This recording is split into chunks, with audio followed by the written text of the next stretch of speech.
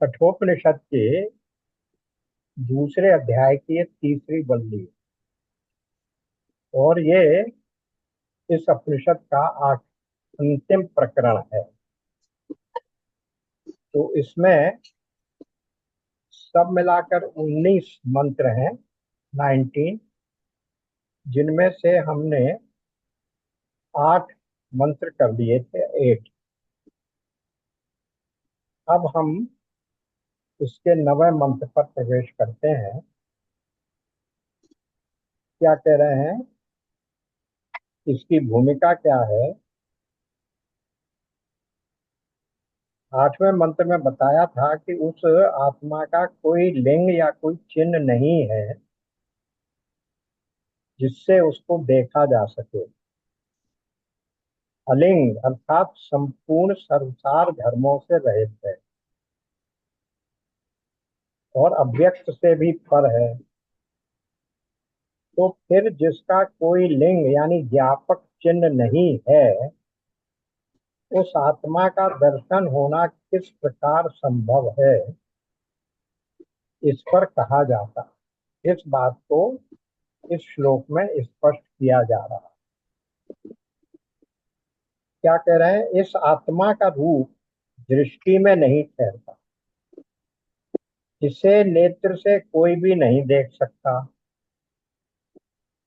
ये आत्मा तो मन का नियमन करने वाली हृदय स्थिता बुद्धि द्वारा मनन रूप सम्यक दर्शन से प्रकाशित हुआ ही जाना जा सकता है।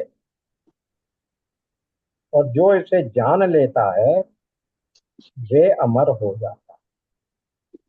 इतनी बात कही कि अब कोई अगर ये समझे कि इस आत्मा को हम नेत्रों से देख लेंगे, तो यहाँ वो संभव नहीं है। और यहाँ पर नेत्र का अर्थ केवल एक ज्ञान नेत्र नहीं है, एक ज्ञानेंद्रिय नहीं है, पांचों ज्ञानेंद्रियों के लिए कहा जा रहा है। इस प्रत्यक्षात्मा का रूप दृष्टि विषय में नहीं स्थिर होता। तो न केवल दृष्टि से बल्कि श्रवण से, मन से, संपूर्ण इंद्रियों से अर्थात समस्त इंद्रियों में से किसी से भी नहीं देखा जा सकता। यहाँ चक्षु का ग्रहण संपूर्ण इंद्रियों का उपलक्षण कराने के लिए जब कह दिया कि इंद्रिय नेत्रों से नहीं देखा जा सकता, इसका मतलब किसी भी इंद्रिय से उसके बारे में ज्ञान प्राप्त नहीं हो सकता, उसको किसी भी इंद्रिय से विषय नहीं कर सकते, उसको नहीं समझ सकते, ये कहा जाता। तो फिर उसे किस प्रकार देखें, इस पर कहते हैं हृदय स्थिता बुद्धि से। हृदय में जो बुद्धि स्थित है, जो कि संकल्प आदि रूप मन की नियंत्री होकर। अब ये बात देखिए, हम लोग बार बार देख चुके हैं, मन क्या करता है, संकल्प विकल्प करता है। और बुद्धि क्या करती है, निश्चयात्मिका बुद्धि कहते हैं, इसीलिए बुद्धि को वो निर्णय करती है, वो निर्णयात्मिका है। मन संकल्प विकल्पात्मक है, बुद्धि निर्णयात्मक है। वही वो यहाँ भी कह रहे हैं, इसे कैसे देखें, हृदय स्थिता बुद्धि से। जो उस बुद्धि के क्या गुण है, संकल्प आदि रूप मन की नियंत्री है। संकल्प आदि जो उसके रूप हैं, संकल्प विकल्प होना, उनका नियंत्रण करने वाली, उनके ऊपर निश्चय करके तब उनको नियंत्रण करके आदेश देने वाली है। नियंत्री होकर ईशन करने के कारण, ईशन शब्द का अर्थ होता है शासन करना, इसी से ईश्वर शब्द बना है। ईश्वर कौन है, जो हम सब पर शासन करने वाला है, उसी को ईश या ईश्वर कहते हैं। और ये इससे क्रिया बन गई, वर बन गया ईशन, जो उन सब के ऊपर शासन करने वाला है। कौन, वही बुद्धि जो हमारी है वो। फिर मगर वो करेगी कैसे,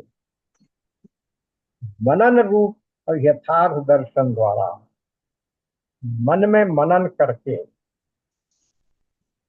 सब प्रकार से यथार्थ दर्शन, दर्शन का अर्थ यहाँ फिर वो नहीं हो गया कि नेत्रों से दिख गया या कानों से सुन लिया। दर्शन का अर्थ यहाँ है समझ कर। तो मनन रूप यथार्थ दर्शन द्वारा सब प्रकार से समर्थित, यानी प्रकाशित हुआ, वो आत्मा जाना जा सकता। ये बात यहाँ शंकर भाष्य में बहुत संक्षेप से कह दी गई, लेकिन इसको भी विद्वानों ने और विस्तार से कहा। क्या कहा उन्होंने कि वो जो प्रत्येक आत्मा है, जिसके बारे में 8वें श्लोक में कहा गया था, जिसके बारे में 3.42 गीता में भी कहा गया था कि सबसे स्थूल कौन है? शरीर है। शरीर से स्थूल कौन है? शरीर से स्थूल, शरीर से सूक्ष्म इंद्रियां, इंद्रियों से सूक्ष्म मन, मन से सूक्ष्म बुद्धि, और बुद्धि से सूक्ष्म वो पुरुष जो आत्म तत्व है। उसी की बात यहाँ कर रहे हैं कि जो आत्म तत्व है उससे जाना जा सकता है, लेकिन वो प्रत्येक आत्मा कभी हमारे सामने इस रूप में नहीं आ सकता कि ये व्यक्ति यहाँ सामने खड़ा है या ये वस्तु हमारे सामने रखी। लेकिन इसका अर्थ ये नहीं है कि उसका अनुभव नहीं हो सकता। तो अगर वो सामने नहीं आ सकता,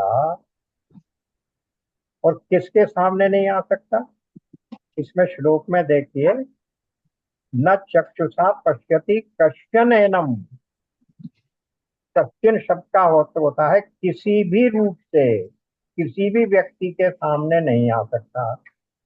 यानी कितना भी बड़ा योगी हो, कितना भी बड़ा ध्यानी हो, चाहे ब्रह्मा विष्णु भी हो जाएं, कोई भी उस परम पुरुष को कभी भी इंद्रियों से नहीं देख सकते, इंद्रियों से उसको नहीं समझ सकते। तो फिर अगर नहीं समझ सकते तो फिर ये क्यों कहा जा रहा है कि उसे देखो, उसे समझो? ये क्यों कहा है कि उसे जाना या अनुभव करें? इसका समाधान ये है कि वो अनुभव का विषय नहीं है, अनुभव का भी विषय नहीं है। फिर क्या है? समझ भी नहीं सकते और आप कह रहे हैं अनुभव का भी विषय नहीं। तो फिर क्या है? बड़ा सूक्ष्म अंतर है। वो अनुभव स्वरूप है। अनुभव का विषय होना और अनुभव स्वरूप होने में अंतर है। जैसे हम ब्रह्म को कहते हैं सत्य चित आनंद, वो चेतन स्वरूप है, ज्ञान स्वरूप है। तो उसमें ज्ञान नहीं है, उस वो ज्ञान को ग्रहण करने वाला नहीं है, वो स्वयं ज्ञान ही है। ऐसे ही यहाँ पर कहा जा रहा है कि वो अनुभव का विषय नहीं है। धीरे धीरे का, वो अनुभव का विषय नहीं है, वो स्वयं ही अनुभव है। जैसे परमात्मा या ईश्वर या ब्रह्म ज्ञान का विषय नहीं है, ज्ञान से आप नहीं जान सकते, उसकी ये परिभाषा नहीं कर सकते, वो ज्ञान स्वरूप ही है। ऐसे यहाँ ये कहा जा रहा है कि वो परमात्मा अनुभव का विषय नहीं है, यानी अनुभव से उसे नहीं जान सकते, वो स्वयं अनुभव स्वरूप ही है। अब इसका अर्थ क्या है? ये भी थोड़ी सी कंफ्यूजिंग बात है। ये परमात्मा है, यो उसको नहीं समझ सकते, उसका इस रूप में दर्शन नहीं हो सकता, इस रूप में अनुभव नहीं हो सकता कि ये परमात्मा है। तब तो क्या हो जाएगा? मैं दृष्टा हो गया और वो दृश्य हो गया। तो दृष्टा और दृश्य जब हो गए तब तो वहां द्वैत आ गया। तो इसलिए ये भी नहीं कह सकते कि हम ये परमात्मा के रूप में उसे देख सकते। तो फिर क्या करें? मैं ही परमात्मा हूं, मैं ही ब्रह्म हूं, मैं ही वो प्रत्येक आत्मा हूं, ये अनुभव हो सकता है। और यही अनुभव कराने के लिए हमारे सारे वेदांत के जितने भी शास्त्र हैं, जिनकी जितनी भी व्याख्याएं हैं, उन सबका लक्ष्य, उन सबका उद्देश्य केवल यही है कि हम ये अनुभव कर लें कि मैं ही ब्रह्म हूँ। आत्म परमात्म ऐक्य बोध, अहम ब्रह्मास्मि, तत्त्वम असि, जो वो है वो मैं हूं। तो ये जो बात है, मैं ही ब्रह्म हूं, ये अनुभव करना ही मुख्य रूप से हमारा आपका लक्ष्य है। तो ये पर और ऐसा नहीं है कि ये लक्ष्य प्राप्त नहीं किया जा सकता, अब प्राप्त नहीं है, ये संभव। तो क्या कह रहे हैं, जैसे मैं बुद्धिमान हूं, ये मैंने कहने पर, मैं बुद्धिमान हूं जब अपने आप को कह रहे हैं, तो यहां मैं क्या है, बुद्धि, अर्थात अनुभव जो है वो मुझ में है। मैं बुद्धि का आश्रय नहीं हूं, बुद्धि मुझ में आश्रित है। लेकिन जब हम कहते हैं देवदत्त बुद्धिमान है, तब वहां क्या होता है, देवदत्त या एक्स दिख रहा है, ऐसे मैं बुद्धिमान कहने पर कोई दूसरा नहीं दिखता। इसी प्रकार परमात्मा का कोई भी रूप सामने भी नहीं है, ना ही आ सकता। किसी भी इंद्रिय से उसे विषय नहीं कर सकते, देख नहीं सकते, समझ नहीं सकते। मैं हूं, इसे किस इंद्रिय से जाने, जिसका हमारे दैनिक जीवन में उदाहरण है। आंख से आंख को नहीं देख सकते, लेकिन इसका अर्थ ये तो नहीं है कि आंख नहीं है। आंख है, उसका अनुभव होता है कि मुझ में देखने की शक्ति है। वो कैसे अनुभव होता है, जब डॉक्टर के पास जाते हैं तो डॉक्टर कहता है ये पढ़ के देखो, पढ़ पाते हैं तो हम समझते हैं हाँ आंख तो है, लेकिन आंख कैसी है ये नहीं देख सकते। इसी प्रकार से हम अपनी आत्मा को विषय नहीं कर सकते, लेकिन इसका अर्थ ये नहीं है कि आत्मा है ही नहीं, आत्मा का अनुभव किया जा सकता है। इतनी बात यहाँ बैकग्राउंड बता दी गई।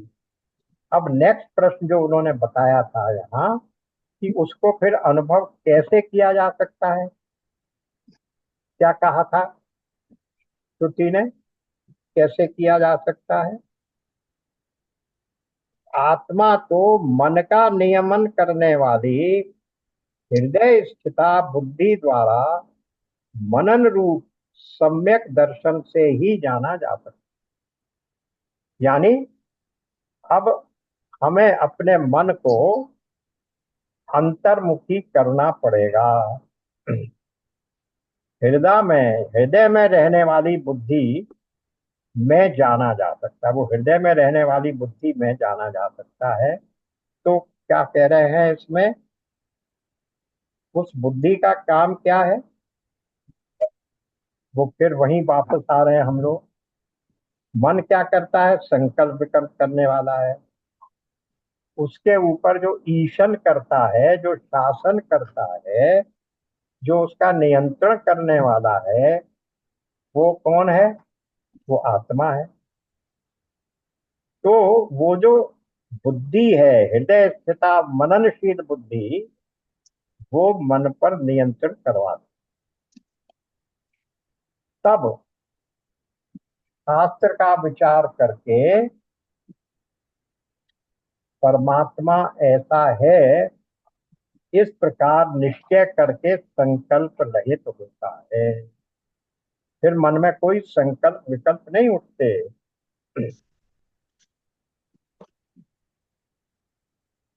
तो फिर मनन जो किया जा रहा है, उस मनन का तात्पर्य क्या है, कितनी भी संभावनाएं हैं चिंतन की, जिनका हम चिंतन कर सकते हैं, उन सबको अच्छी तरह से हटा देना, तब आत्मा के लिए मनन करना संभव हो पाएगा। इसीलिए वेदांत में 3 चीजें क्या कही जाती हैं? श्रोतव्यो, मंतव्यो, निधिध्यासतव्यो। श्रवण, मनन और निधिध्यासन। क्योंकि यदि मन में संदेह रह गया तो फिर जो संशय है, वो संशय और विपर्य, वो भी मन के ही गुण है, वो फिर हमें कहीं नहीं रहने देगा, कहीं नहीं पहुंचने देगा। इसलिए मनन करके संशय विचार विपर्य को जड़ से हटा देना चाहिए। उनके रहते मन पर नियंत्रण नहीं हो पाएगा। ये मुख्य बात है। इस प्रकार उन्होंने कहा कि वो जो मन है उस पर बुद्धि नियंत्रण कर लेगी। फिर क्या कहा? तब वो जाना जाएगा कि ये, अरे मैं कहाँ ढूंढ रहा था इस आत्मा को, ये आत्मा तो मैं ही हूं। क्योंकि ये बात, वो जो अज्ञान की उपाधि है, उसके हटने पर, जिसके होते हुए मैं अपने को शरीर समझ रहा हूं, इसीलिए जोर दिया जा रहा है ज्ञान के ऊपर, मनन के ऊपर। सब शास्त्र के द्वारा बताए जाने पर, तो उसके द्वारा जब मुझे ये बुद्धि निश्चित हो जाएगी कि मैं शरीर नहीं हूं, मैं इंद्रिय नहीं हूं, तब वो आत्मा स्वयं प्रकाशित हो जाए। यहाँ शब्द आया ना, प्रकाशित हो सकता है।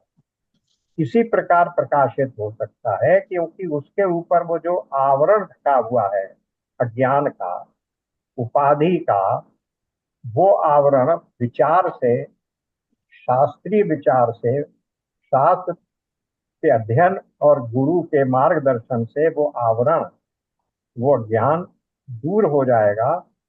तब वो आत्मा स्वयं प्रकाशित हो जाएगा। क्योंकि मैं आत्मा ही हूं, केवल उपाधि के कारण। और वो कौन सी उपाधि है? उसका नाम क्या है? हम लोग क्या कहते हैं? ब्रह्म की 2 उपाधियां। समष्टि रूप में ब्रह्म की उपाधि माया, तो हम कहते हैं मायोपाधिक ब्रह्म। उसको हम कह देते हैं ईश्वर, कारण ब्रह्म, अपर ब्रह्म, इत्यादि इत्यादि। लेकिन जब व्यक्ति के रूप में, एक इंडिविजुअल के रूप में, व्यक्ति के रूप में जब हमारे पास वही अज्ञान आता है, तब हम उसे अविद्या कहते हैं। तत्व एक ही है, लेकिन अलग अलग कॉन्टेक्स्ट, अलग अलग संदर्भ के अनुसार उसका नाम बदल दिया। तो ये जो व्यक्ति है उसमें क्या है? अविद्या। और उस अविद्या के उपहित, अविद्या की उपाधि से उपहित होने के कारण ही वो अपने आप को ब्रह्म होते हुए भी अपने को ब्रह्म नहीं समझ रहा है, अपने को कर्ता भोक्ता समझ। तो जैसे ही मनन पूर्वक, विचार पूर्वक, शास्त्र के अध्ययन पूर्वक ये बात संशय रहित मन को, संकल्प विकल्प रहित मन के ऊपर जब बुद्धि नियंत्रण करेगी, तब वो बुद्धि ये बताएगी कि अरे मैं तो शरीर नहीं हूं, मैं तो सदा ही ब्रह्म ही था। तो मुझ में आत्मा और परमात्मा में कोई भेद नहीं है। ऐसा होने पर वो कह रहे हैं इस प्रकार से उस आत्मा को जाना जा सकता है।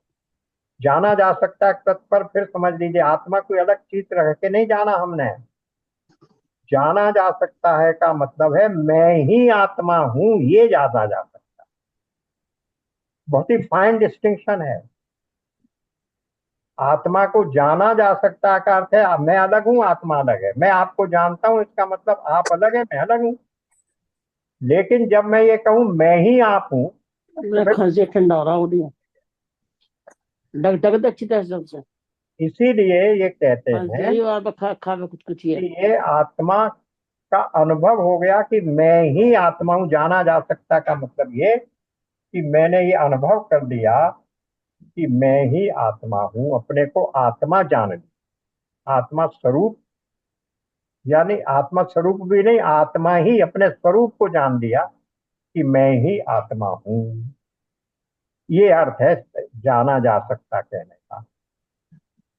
अब अंत में एक शब्द और कहा गया, एक वाक्य और कहा गया।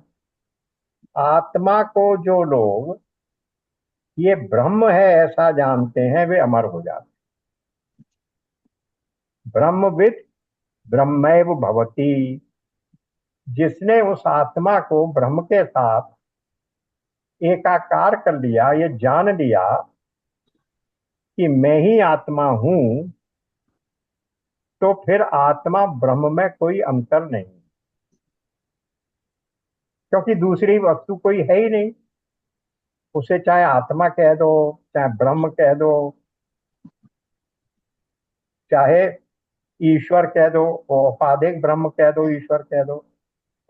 तो जिसको जैसे ही हमने अपने आप को जान लिया कि ये ब्रह्म है, ये आत्मा ही ब्रह्म है, यानी मैं ही ब्रह्म हूं, ऐसा जानते ही वो अमर हो जाएगा। स्वाभाविक है, क्योंकि ब्रह्म का ना जन्म है ना मृत्यु। वो तो सदा से था, आज भी है और सदा रहेगा। ना सतो विद्यते भावो ना विद्यते सतः। सत का तीनों काल में अभाव नहीं है और असत की तीनों काल में सत्ता नहीं है। ये बात यहाँ इस प्रकार से इस मंत्र का या इस श्लोक का यहाँ पर विचार पूरा होता है। अब ये प्रश्न आया कि यहाँ जिस बुद्धि की बात कही गई, उस बुद्धि के कुछ विशेषण बताए, उसकी कुछ क्वालिटी बताई। कैसी बुद्धि चाहिए हमें? हृदय स्थिता बुद्धि, जो संकल्प आदि रूप मन को नियंत्रित कर ले। यानी वो हृदय स्थित संकल्प शून्य बुद्धि, जिसके ऊपर संकल्प का प्रभाव न हो, संकल्प विकल्प का प्रभाव न हो। क्योंकि यही बात तो अभी हमने देखी थी कि वहां भी उन्होंने क्या कहा कि जब तक संकल्प विकल्प रहेंगे, उनके रहते, संशय और संकल्प विकल्प के रहते मन के ऊपर बुद्धि का नियंत्रण हो ही नहीं सकता। जब सारे संशय हट जाएंगे, तब भी ये मन संस्कारवश संकल्प विकल्प लाएगा, पर तुरंत उसके विरुद्ध युद्ध के लाकर, विरुद्ध युक्ति को लाकर तुम उसे खंडित कर दोगे, तब विकल्प बनेगा। इस प्रकार से इस संकल्प विकल्प से रहित बुद्धि की बात की। अब ये कह रहे हैं कि वो ऐसी संकल्प शून्य बुद्धि किस प्रकार प्राप्त होती है, ये बतलाने के लिए योग साधन का उपदेश किया जाए। ये श्लोक दो हैं, 10 और 11, एक दूसरे के पूरक हैं। तो पूरक क्यों है? पहले उन्होंने परिभाषा बता दी कि उस बुद्धि को किस तरीके से पालना है, यानी 10वें श्लोक में परम गति की बात कही गई और 11वें श्लोक में योग की बात कही। तो इसको देखते हैं क्या अंतर है। जिस समय पांचों ज्ञानेंद्रियां मन के सहित आत्मा में स्थित हो जाती हैं और बुद्धि भी चेष्टा नहीं करती, उस अवस्था को परम गति कहते हैं। गति का अर्थ हम लोग जानते हैं। गति जब हिंदी में जो प्रयोग है वो बड़ा संशय में डालने वाला प्रयोग है। गति का अर्थ हम समझ लेते हैं स्पीड से, चलने की रफ्तार से। लेकिन बारंबार जब हमारे शास्त्रों में गति शब्द आता है, उसको सदगति प्राप्त हो, वहां गति का अर्थ ये नहीं है कि दौड़ता रहे और तेज गति से दौड़े। गति का अर्थ है जो हमारा डेस्टिनेशन, फाइनल गोल, जो हमारी परम लक्ष्य है, उसको हम गति कहते हैं। परम गति, परम गति वो है जहाँ के आगे फिर और कोई हमारा प्राप्तव्य नहीं है। जो कुछ भी हमें प्राप्त करना है, जिस भी धाम को प्राप्त करना है, जिस भी स्थिति को प्राप्त करना है, उसी को हम गति कहते हैं, वो जो हमारा लक्ष्य है। और यहाँ कह दिया परम गति। परम गति का अर्थ क्या हुआ? उसके बाद फिर और कोई डेस्टिनेशन, कोई और दूसरा स्थान प्राप्त करने योग्य नहीं रह जाता। वही हमारी परम गति है। तो अब इसकी जो व्याख्या शांकर भाष्य में हुई उसको देख लेते हैं, फिर विद्वानों ने जिस तरह की उसे देखेंगे। जिस समय अपने अपने विषयों से निवृत्त हुई पांचों ज्ञानेंद्रियां, अपने अपने विषयों से निवृत्त हुई का अर्थ क्या है? प्रत्येक इंद्रिय का एक निश्चित विषय है। पांचों ज्ञानेंद्रियों का अपना अपना विषय है और एक इंद्रिय दूसरी इंद्रिय के विषय को ग्रहण नहीं कर सकती। आंख केवल रूप देखेगी, कान केवल शब्द सुनेगा, जिह्वा केवल रसना स्वाद का आनंद लेगी, और नाक केवल सूंघेगी, और त्वचा स्पर्श का आनंद लेगी। ये सबके अपने अपने निश्चित विषय हैं। तो यहाँ कह रहे हैं जिस समय अपने अपने विषयों से निवृत्त हुई, क्योंकि उन इंद्रियों को तो आपने अंतर्मुखी कर दिया, अब वो विषयों को नहीं ग्रहण कर रही हैं, वो वहां से बिल्कुल हट गई। यही तो बात वहां कही गई थी। वो ये कही गई थी कि इनकी ओर से दृष्टि हटाओ। जब ये दृष्टि हट जाएगी तभी वो इंद्रियां काम कर पाएंगी, तभी बुद्धि उनके ऊपर नियंत्रण कर पाएगी। इसलिए वेदांत श्रवण के साथ मनन पर इसीलिए जोर देता है। मनन पर क्यों जोर दे रहा है भाई, जब इंद्रियों की बात है?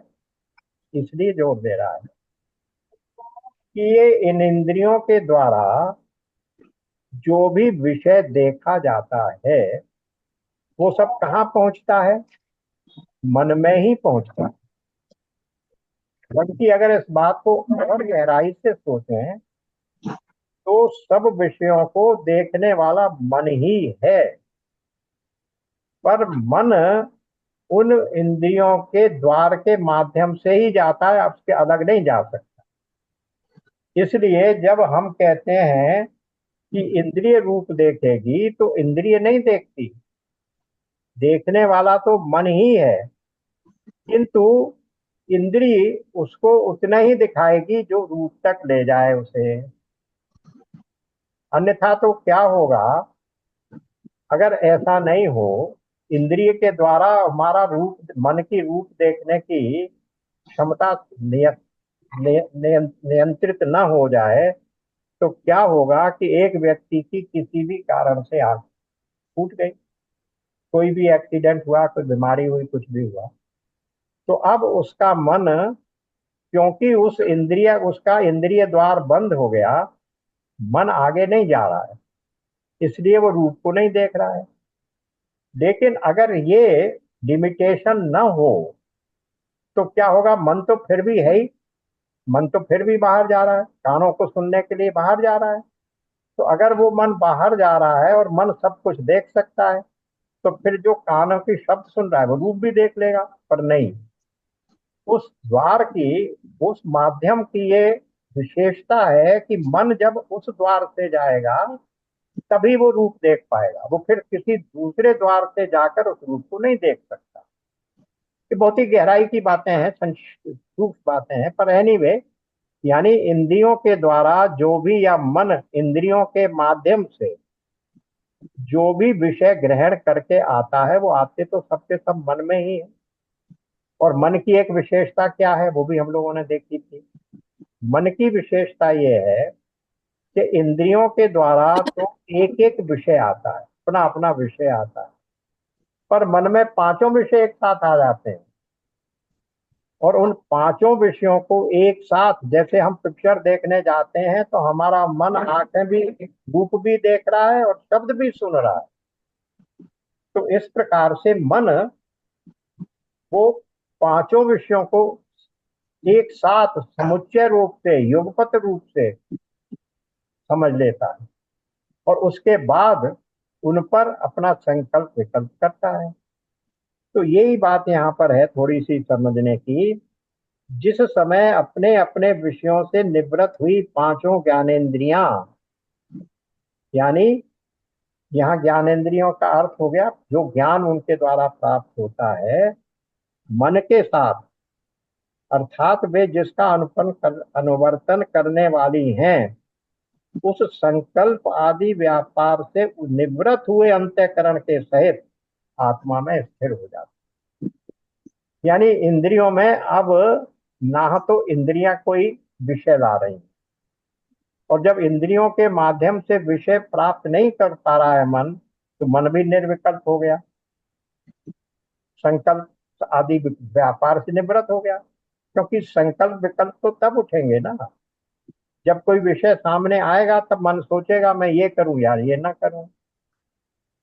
इसलिए इंद्रियों के नियंत्रण का प्रभाव क्या हुआ, इंद्रियों को विषय प्राप्त करने से रोकने का प्रभाव क्या हुआ, कि मन भी संकल्प विकल्प रहित हो गया। तो संकल्प आदि व्यापार से निवृत्त हुए अंतःकरण के सहित, फिर अंतःकरण में और है क्या गया, मनोबुद्धि चित्त और अहंकार तो कोई पॉजिटिव रोल तो निभाते नहीं, अंतःकरण के सहित आत्मा में स्थिर हो जाती हैं। यानी पांचों ज्ञानेंद्रियां, मन और बुद्धि सब आत्मा में स्थित हो जाती हैं। क्योंकि बाहर के विषयों के नहीं आने से, बाहर की दुनिया से हमारा संपर्क कट गया।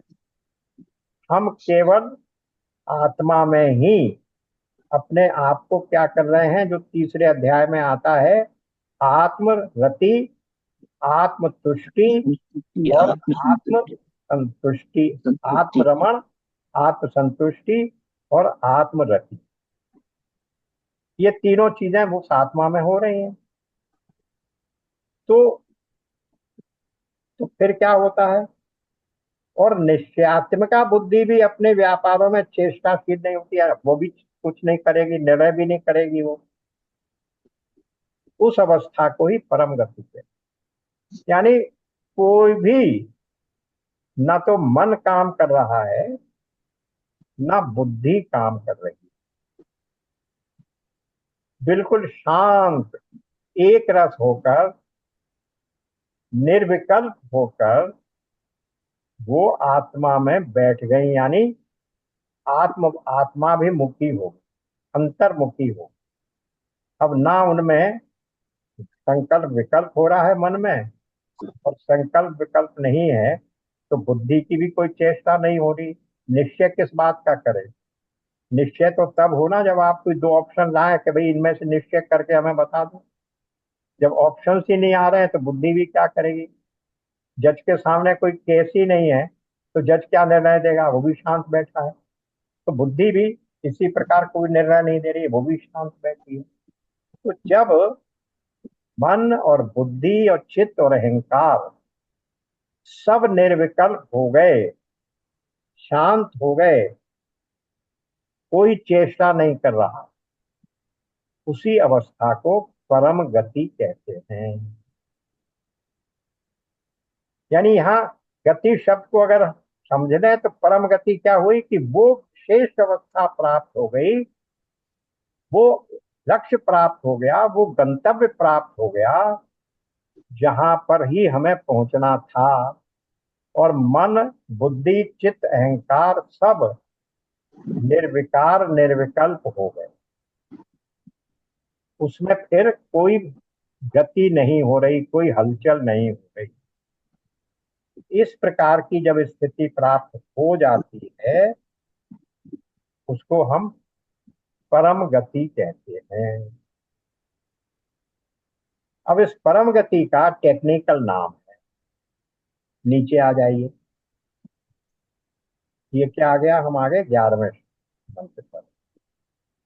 उस स्थिर इंद्रिय धारणा को ही योग कहते हैं। उस समय पुरुष प्रमाद रहित हो जाता है, क्योंकि योग ही उत्पत्ति और नाश रूप है। अब एक बात समझिए,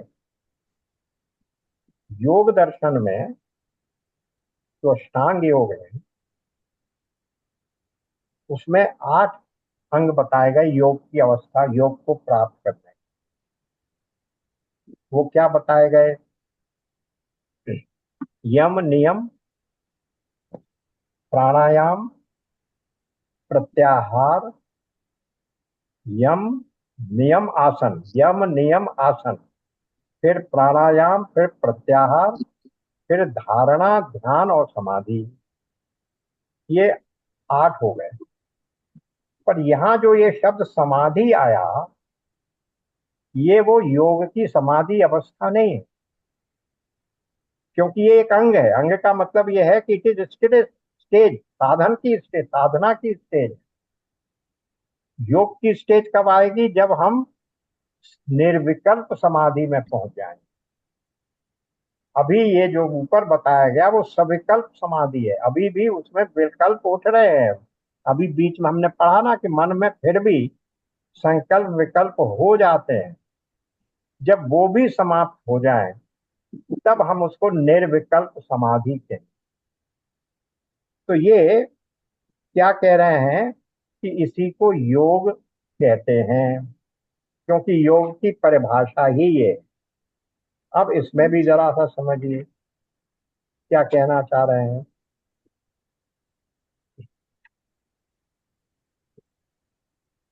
वो योग और परम गति में अंतर क्या? योग किसको कहा? योग कहा, योग कहाँ से आया? योग की परिभाषा कहाँ से आई? योगश्चित्त वृत्ति निरोध।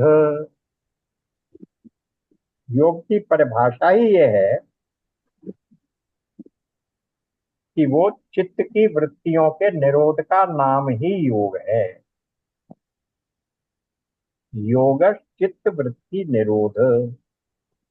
अब जब हमने उसको, अपनी चित्त की वृत्तियों का निरोध कर दिया, तब हम उस अवस्था में पहुंच गए जहां पर फिर हमारी वृत्ति वहां से हिलेगी नहीं।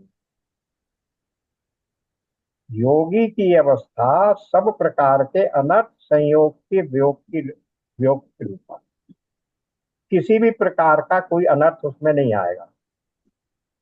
इस अवस्था में ही आत्मा अपने अविद्यादि आरोप से रहित स्वरूप में स्थिर रहता है।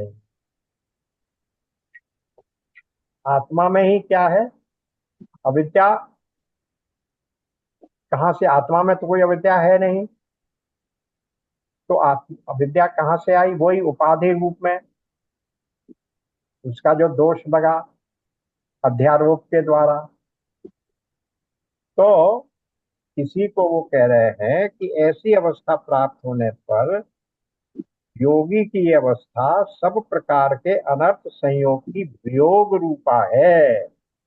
सब प्रकार का वियोग कर दिया उसने। कहने को हम योग कह रहे हैं, पर ये योग क्या है?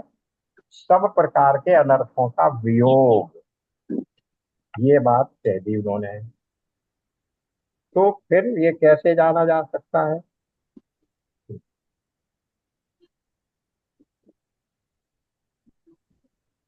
इसमें फिर आगे क्या कहा इन्होंने,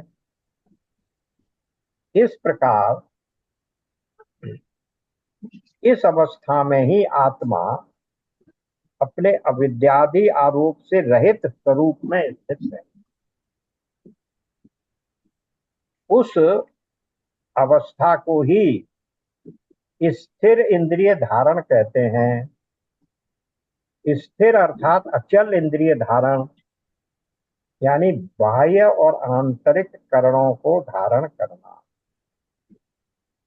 ध्यान धारणा और समाधि में जो स्टेज आई वो धारण करने वाली बात यही है, इसको धारण कर रहे हैं, स्थिर धारण हो गया, इंद्रियों का धारणा स्थिर हो गया। तब उस समय जब उसकी इंद्रियां इस प्रकार से चित्त में, आत्मा में स्थिर हो गई, धारणा की स्थिति में आ गया, उस समय साधक पुरुष पुरुष प्रमाद रहित हो जाता है, अर्थात चित्त समाधान के प्रति सर्वदा प्रयत्न रहता, सयत्न रहता है। अब देखिए, दो शब्द और यहाँ फिर टेक्निकल आ गए। प्रमाद का अर्थ क्या है? प्रमाद और आलस्य में अंतर क्या है?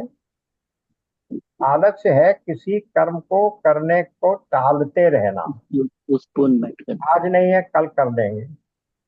और प्रमाद क्या है कि जो कार्य आपको करने के लिए दिया गया है उस कार्य को अपनी पूरी क्षमता, अपनी पूरी बुद्धि से नहीं करना, उसमें ढील ढाल दे देना, ध्यान पूर्वक नहीं करना।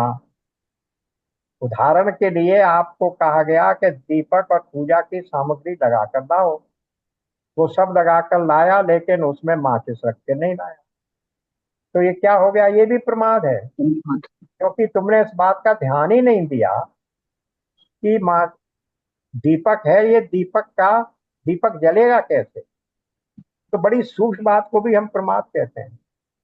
इतना ध्यान रखना है, उसकी उसने अपना पूरी सामर्थ्य, पूरी शक्ति, पूरी बुद्धि, चेतनता उस बात में नहीं लगाई, ये प्रमाद हो गया। तो ये कह रहे हैं कि उस समय पुरुष प्रमाद रहित हो जाता है, किसी भी प्रकार से फिर वो किसी भी प्रकार की असावधानी या कमी नहीं रखता, यानी चित्त समाधान के प्रति सदा क्या रहता है? प्रयत्न में रहता, समाधान के प्रति कॉन्शियस रहता। समाधान का अर्थ है बिल्कुल शांत अवस्था में रहना। जो साधन चतुष्टय में बताए गए, क्या क्या बताए गए थे? चार बताए गए थे। सबसे पहले विवेक, फिर वैराग्य, फिर षट संपत्ति, और फिर मुमुक्षा। और उस षट संपत्ति में भी छह बताए गए थे। छह क्या बताए गए थे? शम, दम, उपरति, फिर उसके बाद आता था हम, दम, उपरति, फिर आ गया श्रद्धा और समाधान, और एक और रह गया। तो समाधान क्या था? नहीं, तितिक्षा। श्रद्धा, तितिक्षा, श्रद्धा और समाधान। तो वो समाधान क्या था कि हमने सब चीजों से अपने आप को प्रति करके अब हमने सब शांति प्राप्त कर, समाधान हो, अब कुछ और करने लायक नहीं है, आधान कुछ नहीं है। वही कह रहे हैं कि चित्त समाधान के प्रति सर्वदा जागरूक रहता है, यहाँ चेतन रहता, कह दीजिए जागरूक रहता है। जिस समय वो योग में प्रवृत्त होता है उस समय ऐसी स्थिति होती है, ऐसा इस वाक्य की सामर्थ्य से जाना जाता है, क्योंकि समाधान से ही वो कर रहा है, क्योंकि बुद्धि की चेष्टा तो समाप्त हो चुकी है। परम गति में देख लिया आपने, बुद्धि की चेष्टा का भाव हो जाने पर प्रमाद होना संभव नहीं है। अतः बुद्धि आदि की चेष्टा का भाव होने से पूर्व ही अप्रमाद का विधान किया जाता है, उससे पहले ही अप्रमाद की स्थिति में आ जाए आप। अथवा जिस समय भी इंद्रियों की धारणा स्थित होती है उसी समय निरंकुश अप्रमत्तत्व अप्रमाद प्राप्त होता है। इसीलिए उस समय अप्रमत्त हो जाता है, यानी प्रमाद रहित हो जाता है, समाधान के प्रति सर्वदा प्रयत्नशील रहता है, ऐसा कहा है। अब ऐसी बात क्यों है? क्योंकि योग ही प्रभव और अपय यानी उत्पत्ति और लय रूप धर्म वाला है। अतः तात्पर्य यह है कि लय अपाय यानी लय की निवृत्ति के लिए प्रमाद का अभाव करना चाहिए। प्रभाव और लय का अर्थ क्या हुआ कि हमारा मन लय हो गया, अब उस मन में किसी भी प्रकार के कोई संकल्प विकल्प नहीं है, इसीलिए उसको निर्विकल्प समाधि कहते हैं। तो लय पहले उसमें उस स्थिति को प्राप्त किया जिसके लिए उन्होंने कहा प्रभव, और उसके बाद हमारा मन, हमारी बुद्धि, हमारी इंद्रियां सब उसमें लय हो गई उस स्थिति में, तब हम उसको, इसलिए यहाँ लय कहा। तो यही उन्होंने कहा कि योग ही लय प्रभव और प्रलय यानी योग ही उत्पत्ति और नाश रूप है। नाश किसका? हमारी सारी चित्त वृत्तियों का नाश कर, सब उसमें लय हो जाती। नाश का अर्थ यहाँ पर एक्चुअली प्रभव अप्यय शब्द है। ये नाश ट्रांसलेशन इतना वो नहीं है जितना अप्यय शब्द आ रहा है ऊपर श्लोक में। देखिए प्रभव अप्ययो, अप्यय का अर्थ यहाँ इन्होंने क्या किया? लय रूप, नाश रूप नहीं है, वो सब आत्मा में लय हो गया। ये बात यहाँ पर कह गई। अब इस प्रकार से ये 4वां श्लोक भी पूरा हो गया। अब हम 12वें श्लोक में प्रवेश करते हैं, अभी समय है। अब इस 12वें श्लोक की भूमिका बना रहे हैं। यदि ब्रह्म बुद्धि आदि की चेष्टा का विषय होता तो ये वह ब्रह्म है। ये देखिए क्या आ रहा है, ये पूर्व पक्षी बोल रहा है। यहाँ शास्त्रीय भाषा में एक पूर्व पक्षी होता है, एक सिद्धांती होता है। पूर्व पक्षी वो होता है जो किसी भी सिद्धांत में कमी निकालता है। जैसे एक प्लेंटिव एक डिपेंडेंट, वो क्लेम कर रहा है, संशय पैदा कर रहा है, दूसरा उसका जवाब देता है। तो एक पूर्व पक्षी, एक सिद्धांती। तो ये पूर्व पक्षी बोल रहा है। इन दोनों श्लोकों की क्या कर रहा है वो? इन दोनों श्लोकों में कमी निकाल रहा है, बता रहा है। यदि ब्रह्म बुद्धि आदि की चेष्टा का विषय होता तो ये वो ब्रह्म है, वो ब्रह्म है, इस प्रकार विशेष रूप से ग्रहण किया जा सकता था। लेकिन बुद्धि आदि के निवृत्त हो जाने पर तो उसे ग्रहण करने के कारण का अभाव हो जाने से उपलब्ध न होने वाला वो ब्रह्म वस्तुतः है ही नहीं।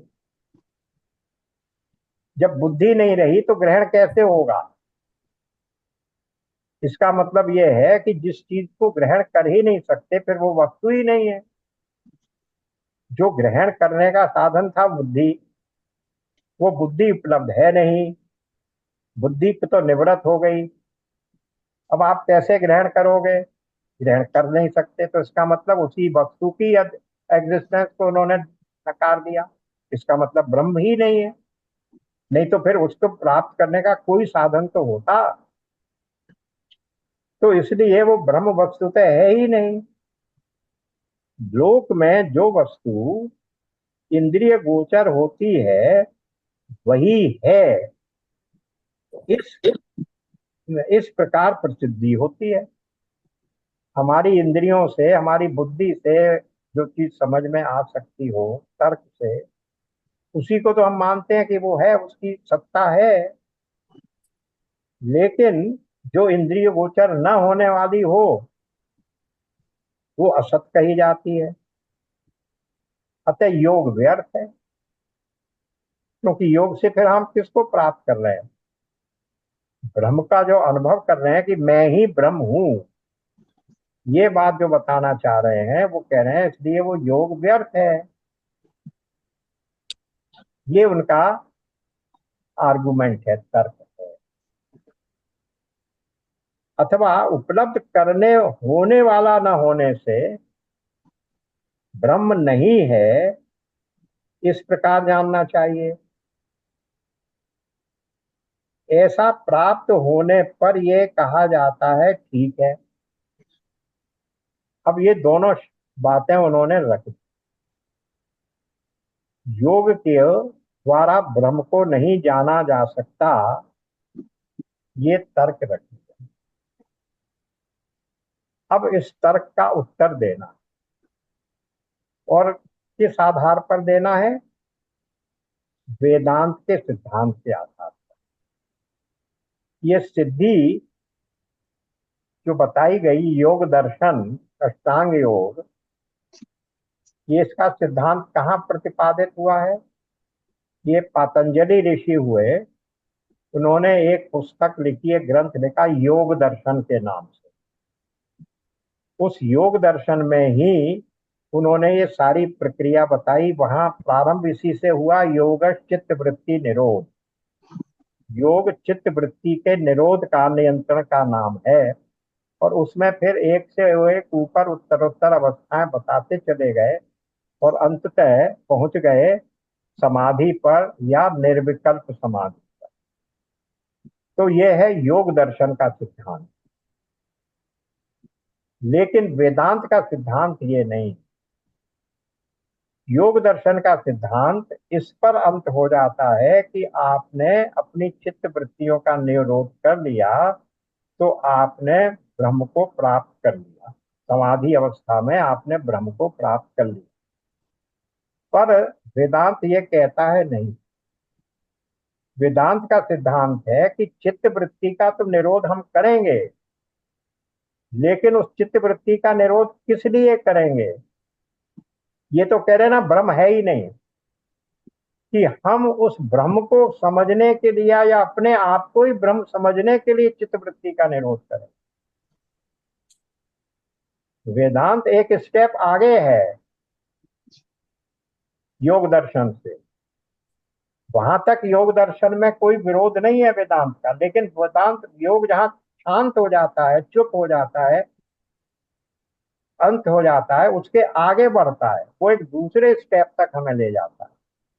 अब ये बात जो है फिर हम नेक्स्ट सेशन में देखेंगे। ये बड़ा इंटरेस्टिंग विषय आ जाएगा, वेदांत का और योग का थोड़ा सा। तो अगले सत्र में, आज समय हो रहा है। ओम पूर्णमदः पूर्णमदम पूर्णात् पूर्णमुदच्यते पूर्णस्य पूर्णमादाय पूर्णमेवावशिष्यते। ओम शांति शांति शांति। नारायण नारायण। नारायण नारायण। राधे राधे। राधे राधे। राधे